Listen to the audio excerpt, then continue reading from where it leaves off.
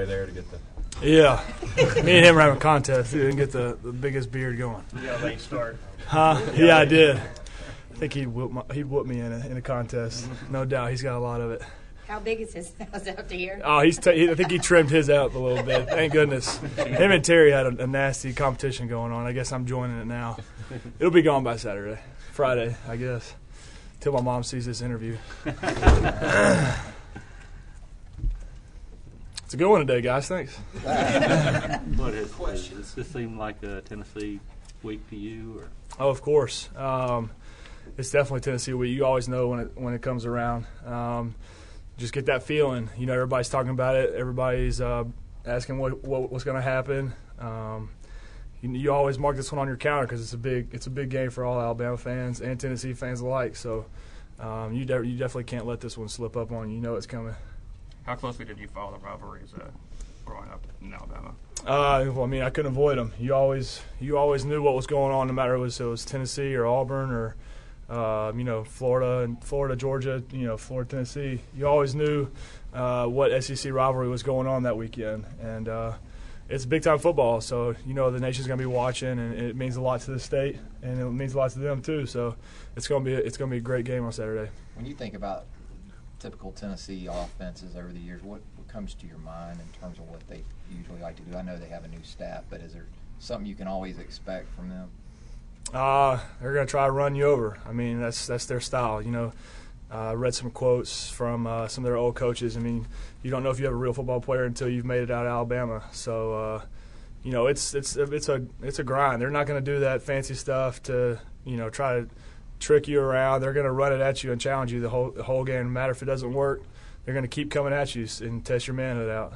And that's just something this rivalry has always had. It's appreciated across the state.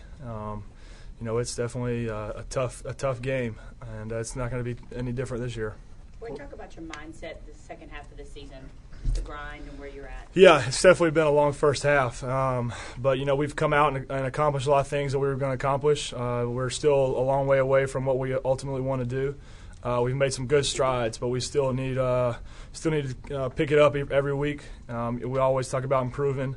We're never satisfied. We still got, 5 regular season games left. So still a lot of work to be done, but we've definitely improved. We've had a lot of setbacks with injuries and all that kind of stuff, but I think we've really figured it out and really gotten comfortable with the guys that we have, and we're going to go from here. We've still got the tougher part of the schedule, I guess. We got four SEC games left.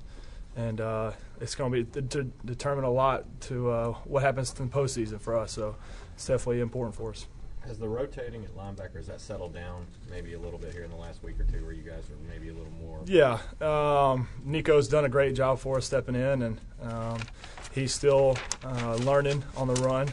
It's the only way he can do it. He's such a young guy that he's not going to know everything, and he's still got to adjust to all the stuff that we change each week. So the good thing is we got guys around him that are helping him out, helping him learn. Whenever he's got questions, he can always ask, and we got great coaches that are making sure he's on top of it. And he's dedicated. He's up here watching extra film, making sure he learns from his mistakes. He's really stepped up for us really big, especially with Dante being out. Cory, I know your focus is on your own assignment and winning the game and all, but is there a small part of you that would enjoy pinning the loss on Lance Thompson? We'll leave that one for Saturday, man. It's just for us to win is really our main concern. I ain't getting bit up on that one. You've got 2 straight games now without giving up a touchdown. How important is it? It's been huge, as you can see. Our offense, we've played 2 great defensive teams, and they've kept our offense out of the end zones. And we've got guys that have really stepped up and realized that the defense is going to have to play really well for us to win ball games in the last couple of games. It's not going to get any easier. So we know as a defense that for us to win games, we got to keep them out of the end zone because everybody's getting better. Everybody's going to figure out how to stop, all the stuff that we're doing on offense. So it's up to us just as much as it is to them to go out there and do our assignment so we can have winning football team. But the offense is going to come around, and maybe we won't be able to stop somebody, and they're going to have to score a bunch of points. It can always flip on us. So that's the whole point of being a team. And, you know, we're standing behind those guys, and we know they're going to be ready just as much as we are on Saturday.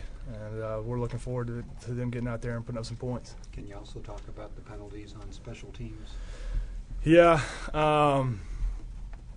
it happens, man. There's close calls, and you know they call them in the game, and then they review them afterwards and say maybe they weren't penalties. But you know, you can't blame the referees. You know, it's the heat of the moment. They just might see the end of it and think that it's clips or holes. You know, some of them are blatant. You know, we had guys that made some not so smart decisions last game, blocking the back, and then some of them real close. But it has killed us. You know, we've brought back a lot of return yards. Really haven't helped out Javi, and then last game Julio. They did a great job of getting the ball in great field position for our offense, and then we killed them. That's going to hurt us. We got to eliminate those errors if we're going to continue to win the way we have. But you know, we got to move on from that and just really focus on not going out there and making those same kind of mistakes. What have you been doing in practice this week? You really think it's more of watching film and seeing what you're doing wrong and realizing the technique that you were using really got you in a bad position to make those kind of blocks. So that's really the main focus is you know, honing in on the techniques that you're supposed to use so that you don't have that position to block somebody in the back.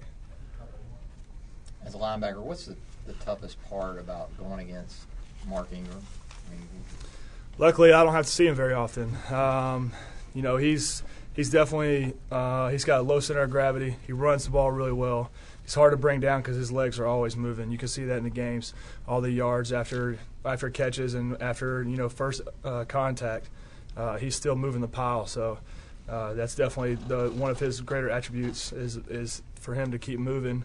After somebody's already came up and made the first lick, it takes more than one guy to bring him down. And you know, he's a bowling ball. I'm sure y'all have all seen him. He's definitely built to be a running back.